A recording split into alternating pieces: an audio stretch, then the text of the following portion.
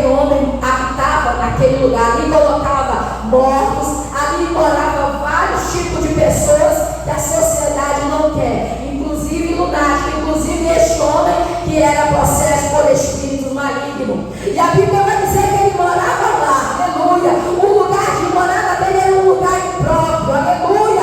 Ele não tinha casa, ele naquele momento foi arrastado para um lugar que não era para ele estar, aleluia. A Bíblia vai dizer que ele não tinha mais nada, a não ser, diz o texto bíblico, que ele estava agora sendo o quê? Oprimido, aleluia.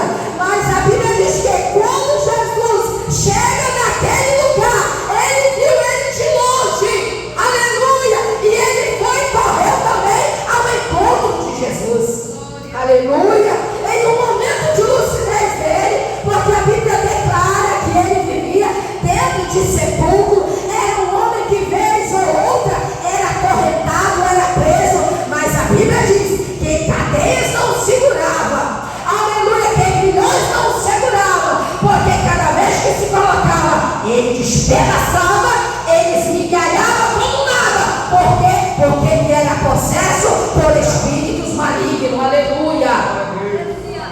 E a Bíblia diz que